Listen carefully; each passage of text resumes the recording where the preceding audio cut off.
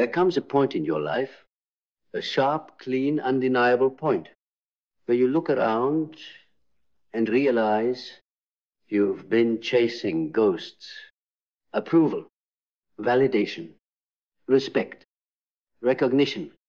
And every time you got close enough to grab it, it moved, just out of reach, just far enough to make you think, if I work harder, if I do more, if I become better, they'll see me.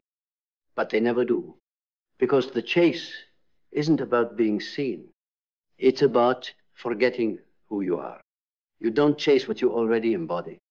And leadership, real leadership, the kind that makes rooms quiet and empires rise, doesn't chase.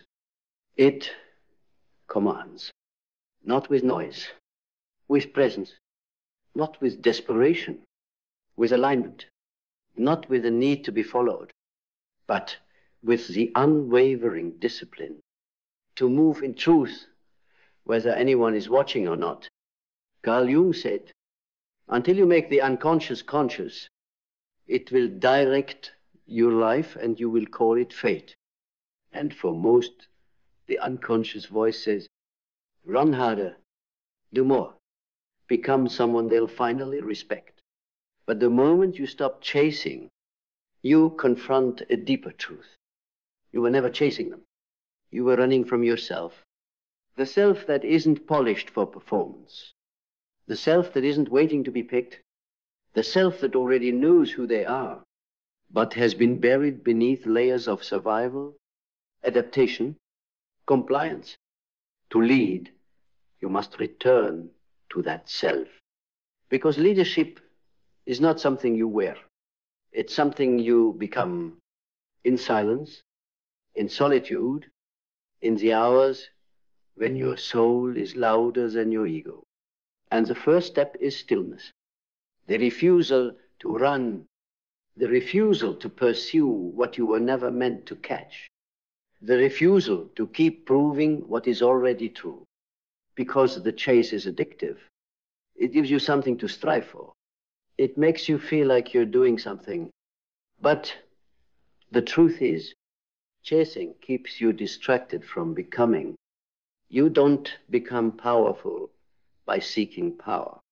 You become powerful by becoming so rooted in who you are that the world begins to rearrange itself around your presence. This is the beginning of Cyphoria, a state where mind, body, belief, and action move in one rhythm, where every step you take is no longer a reaction to fear, but a declaration of identity. And you can't enter Cyphoria while you're still chasing ghosts. You must kill the chase. Kill the chase for validation, for admiration, for revenge, for closure, for justice. Kill it all. Because chasing any of it puts your power in their hands. And leadership never lives in someone else's hands. So how do you lead? First, you stop running. Not physically. Psychologically, you stop running from rejection, from silence, from misunderstanding, from the version of you that scares the people still trying to stay small. Because that version, the one you keep diluting to fit into rooms, you've already outgrown. That's the leader. That's the version that doesn't chase. Because it doesn't need to. It knows. And what it knows, it walks. Not to impress, not to please, but because to not walk, it would be betrayal. Real leaders don't move to get applause. They move because their vision makes standing still impossible. They don't shout to be heard. They speak because truth requires a voice. They don't ask if it's time. They decide that the time is now. And then they become the kind of person who doesn't need to chase, because everything they need is attracted by the clarity of their vibration. Clarity. Let's stay here. Because without it, you will always chase. You'll always ask, am I doing enough? Do they see me yet? Will they believe me this time? But with clarity, you stop asking. You start embodying. Clarity comes when belief meets action. When you no longer say, I want to be that, you say, I am that, so how do I move? And the moment you move like it's already yours, you exit the realm of chasing and enter the realm of leading. Not because someone handed you a crown, but because you no longer need one. The crown is internal. The throne is within. And anyone who sees you knows, not because you said it, but because your presence made it impossible to ignore. This is why the most powerful people you know don't need to convince. They don't need to push. They don't need to pursue. Because when you embody truth, you no longer chase anything. You simply attract alignment. And everything that doesn't match that alignment falls away. You don't have to cut people off. You don't have to beg them to stay. You simply rise and watch what rises with you. This is where mindset shifts from needing to be accepted to accepting yourself so fully that rejection becomes irrelevant. From needing to be chosen to choosing your own vision so relentlessly that you become undeniable. And belief, real belief, is no longer a concept. It's a code of conduct. It's how you wake up. It's how you speak. It's what you say no to. It's what you walk away from without hesitation. When you stop chasing, your standards rise because you finally realize you don't attract what you want. You attract what you are. And if what you're attracting doesn't match your vision, it's not a sign to chase harder. It's a sign to become more aligned. So become not through noise, through integrity, not through performance, through pattern. Become the person whose presence is a direct reflection of their practice, because practice doesn't lie. And leadership is earned not in moments of glory, but in moments of discipline when no one is watching. You want to be followed? Then be someone worth following. You want respect? Then respect your own standards before asking others to. And when you do, you won't need to chase, because leaders don't beg for power.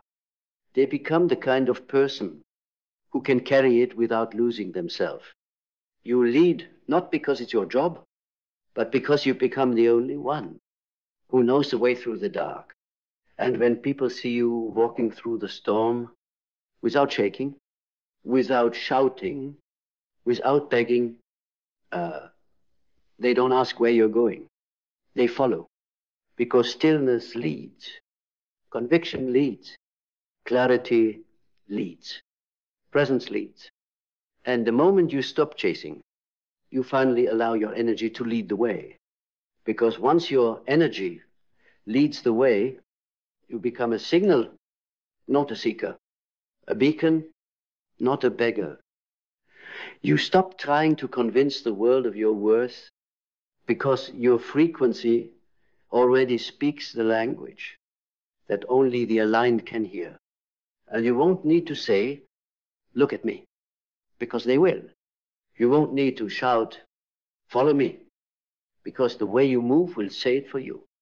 You won't have to prove that you're ready, because the life you live will prove it louder than words ever could. This is the difference between leadership and performance. Performance wants attention. Leadership wants alignment. Performance is obsessed with optics. Leadership is obsessed with outcome. And performance chases the moment, but leadership builds a legacy. You want to build that legacy? Then start subtracting. Start cutting the noise. Cut the approval addiction. Cut the need to always be seen, heard, included. Because the most dangerous kind of leader is the one who's learned to lead in silence. They don't need the spotlight. They are the light. And they've become it by removing everything that dims them. That's the discipline, not in doing more, in doing less good, better, more focused, more intentional, more surgical with your time, your energy, your yes. Because when you stop chasing, you start protecting. And what you protect, you build. What you build, you embody. And what you embody leads by default. This is the kind of leader who doesn't force momentum. They become momentum, not by speed, by clarity of direction. And clarity doesn't feel fast. It feels quiet. It feels like knowing, like stillness in the middle of the storm, like refusing to be pulled by urgency that isn't yours. Because leadership doesn't answer to panic. It doesn't respond to noise. It doesn't jump at every fire. It chooses. And it chooses based on principle, not pressure. That's what makes it magnetic.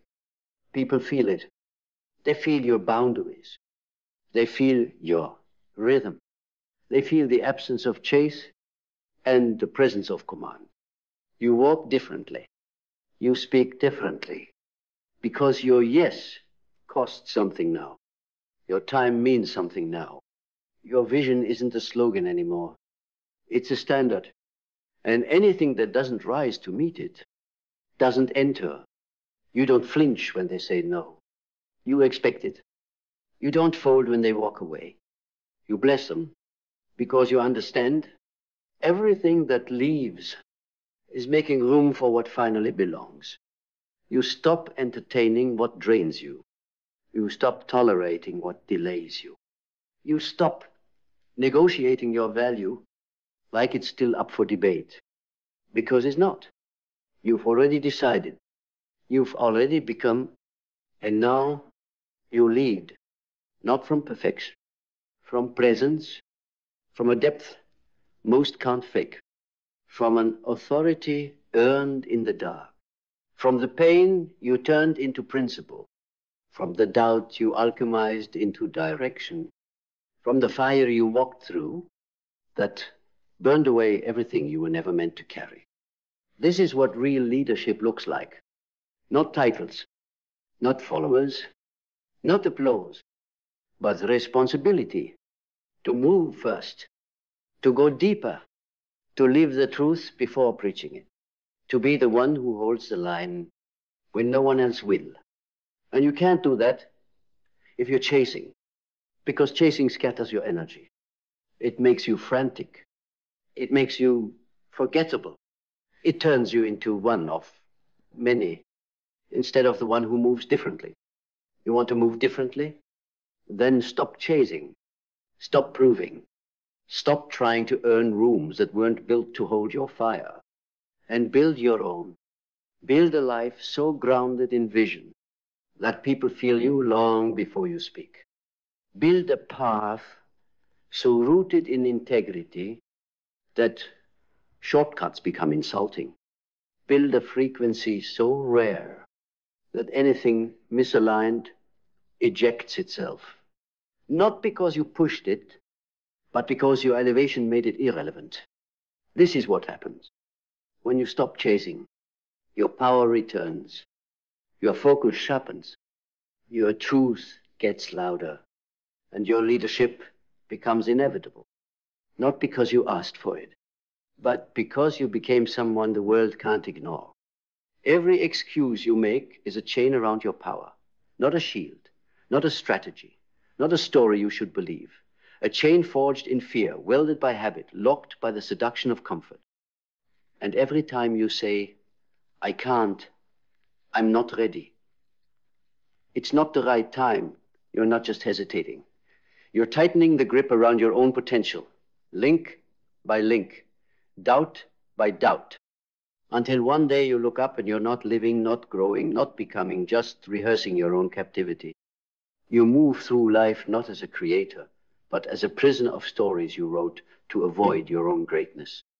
Carl Jung said, People will do anything, no matter how absurd, to avoid facing their own souls. That's what excuses are.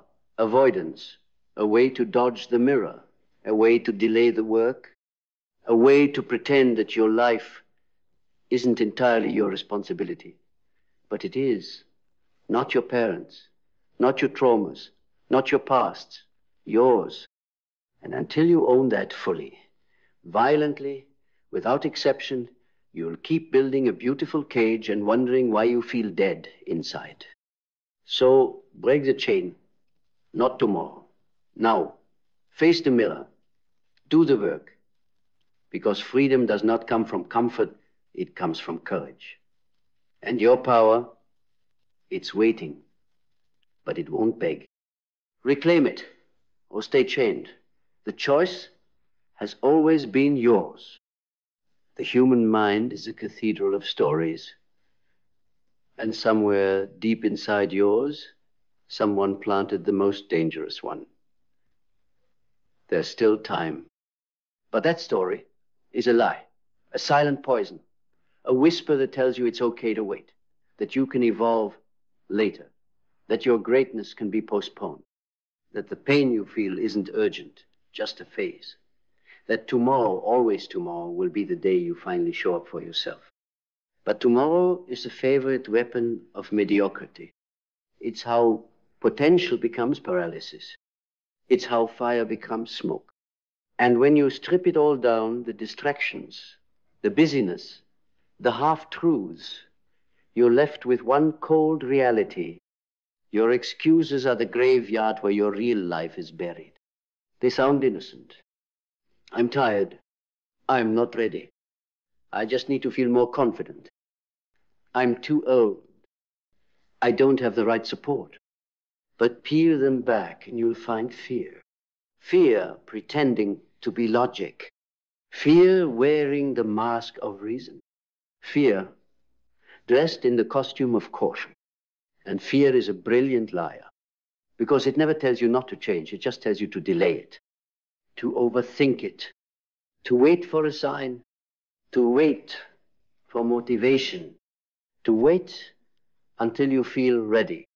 But readiness is a myth. Confidence is a result. Motivation is a byproduct. You move first, then they follow. But your old self doesn't want that. Your old self is terrified. Because it knows the moment you stop making excuses, it dies. The moment you say no more. The moment you move without certainty. The moment you act with trembling hands. That's the moment the old story begins to burn. And here's what no one tells you it's supposed to hurt. Transformation isn't a sunrise. It's an exorcism. Because when you rip the excuses out of your soul, you also tear away the false identities attached to them. The victim, the procrastinator, the martyr, the perfectionist, all of them illusions, armor, ghosts, and to kill them, you must walk through the fire without their protection. Naked, honest, unshielded, facing everything you once blamed and saying, this was me. I let this happen. I stayed too long. I hid too well, but not anymore. That's the moment your life begins. Not when it's easy, not when it's perfect, but when it's true. Because truth, real, raw, uncomfortable truth, is the birthplace of power. And power doesn't come from pretending you're invincible. It comes from confronting exactly where you're weak. It comes from staring into the face of your own self-deception and refusing to blink. You want to change your life? Then stop lying to yourself. Stop calling hesitation patience. Stop calling fear humility. Stop calling comfort gratitude. Gratitude is not settling. It's expansion. Humility is not invisibility. It's grounded conviction. And patience is only noble when it's not masking avoidance. How many years will you trade for a story that keeps you small? You say you want freedom?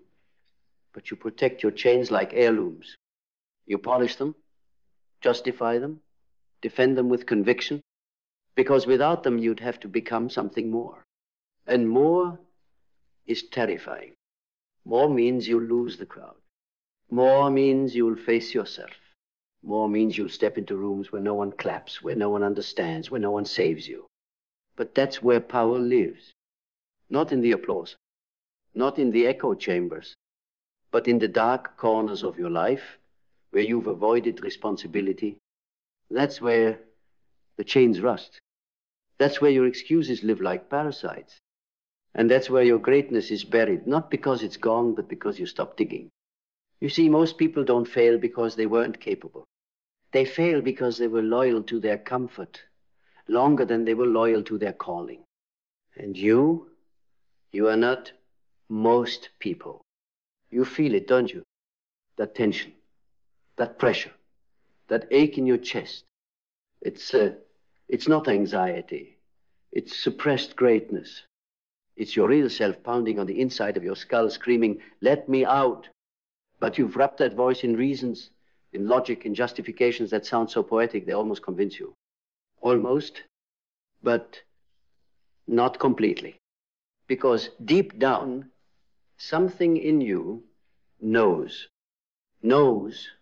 that if you really gave yourself permission to go all in, to stop waiting, to stop explaining, to stop being the watered-down version of yourself that the world tolerates, you would be unrecognizable, not just to others, but to yourself. And that's terrifying, because it means letting go of everything you used to cling to. It means saying goodbye to your former self. It means killing the version of you that survived so you can finally meet the version of you that lives. Because survival is not the goal. It never was. You were not born to endure. You were born to ignite, to shake the foundation of everything small, to breathe like a storm and walk like prophecy.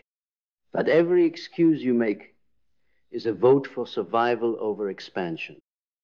A quiet surrender to the old voice whispering, "Stay here. It's safer in the dark." And it is safer, but only for the parts of you that are afraid to be seen. Every time you hesitate, you teach your nervous system that your fear deserves more respect than your vision.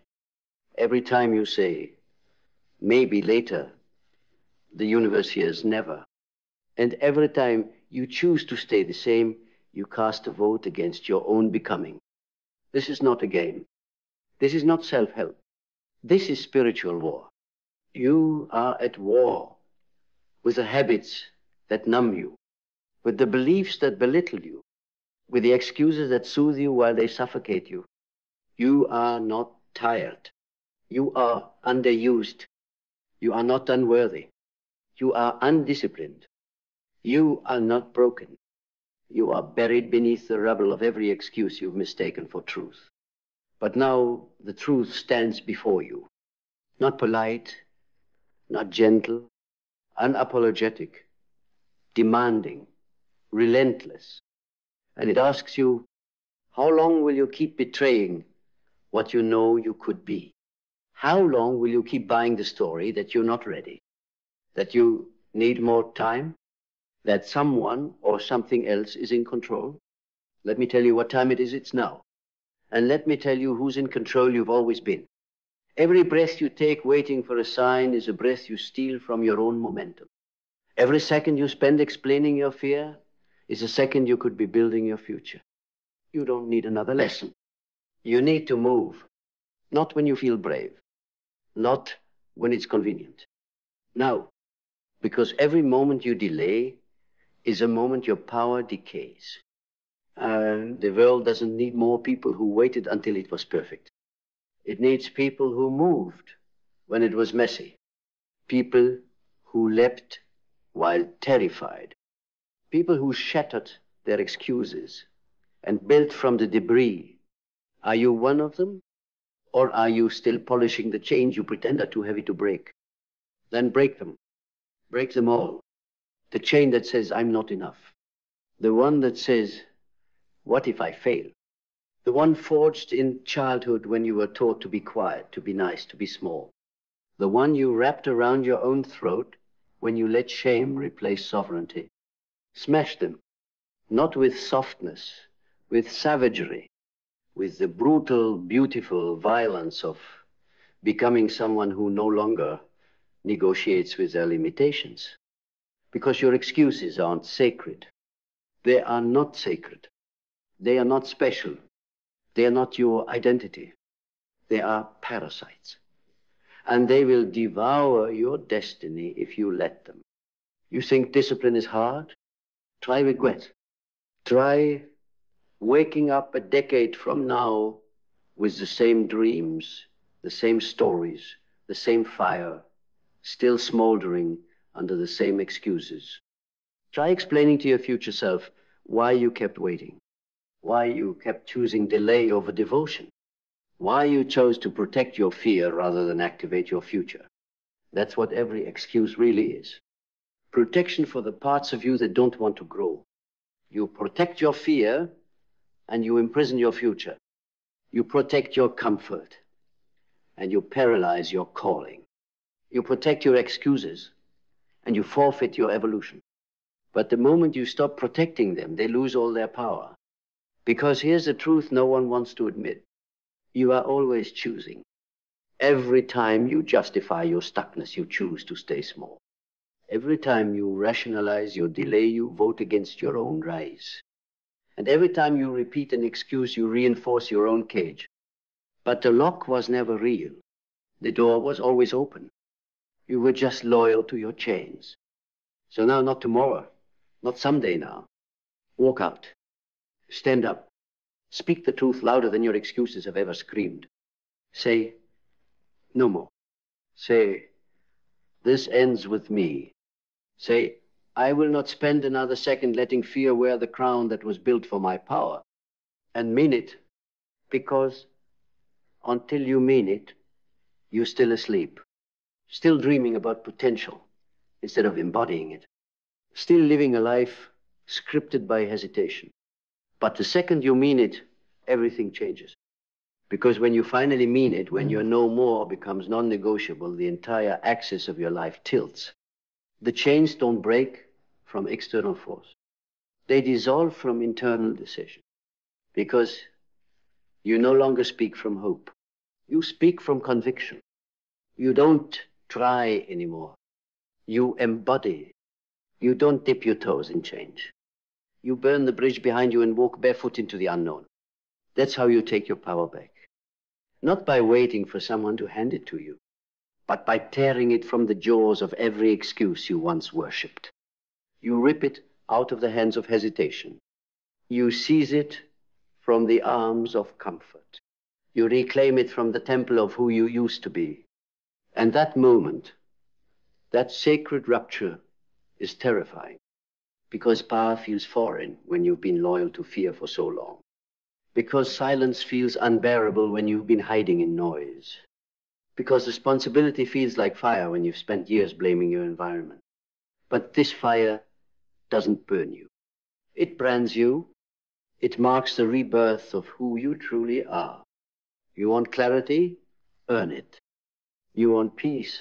Forge it. You want freedom? Then bleed for it. Every excuse is a shield you're holding in front of your potential. And if you don't drop the shield, you will never lift the sword. So drop it now. Drop the language of limitation. Drop the narrative of delay. Drop the story that says your past dictates your future. Because the future you deserve will never be built by the excuses you're defending. And once you let them die, truly die, not manage them, not tolerate them, not intellectualize them, but bury them like the parasites they are, you will feel something you haven't felt in years. Power. And this time, it's not borrowed. It's not conditional. It's not tied to who claps for you or who approves of you or who understands you. It's yours. Undeniable, untouchable, unchained. Then listen closely, because What comes next is not a conclusion. It is a resurrection. This is where your whole life ends. Not with applause, not with a post, not with closure, but with the quiet violence of a man who finally decided, no more waiting, no more stories, no more chains. You will not make excuses for your fire. You will not apologize for your vision. You will not carry the guilt of outgrowing people who chose comfort over clarity. You have outlived the version of you that begged to be rescued. You have outgrown the voice in your head that spoke in borrowed shame. You have outlasted the script that told you to be grateful for survival instead of hungry for sovereignty. Now you rise, not to prove, not to impress, but to reclaim your time, to reclaim your mind, to reclaim every ounce of power you left behind in rooms where you silenced yourself to belong. This is your uprising, not against the world, but against the part of you that kept handing your crown to fear and calling it humility. This is the moment you break the chain and throw it back into the fire it came from. The moment you unlearn the myth that comfort is king. The moment you remember that your life was never meant to be quiet. It was meant to roar. So roar, louder than the excuses, louder than the ghosts, louder than the echoes of who you were. Let them hear it. Let the old patterns tremble. Let every false limitation know you are no longer their home. You are not a story of almost. You are not a man of someday. You are not a servant to fear disguised as logic. You are done. This is your line in the sand. This is the breath where the chain snaps. This is the second your excuses die. And in their place rises something ancient, something unstoppable, something unchained. You.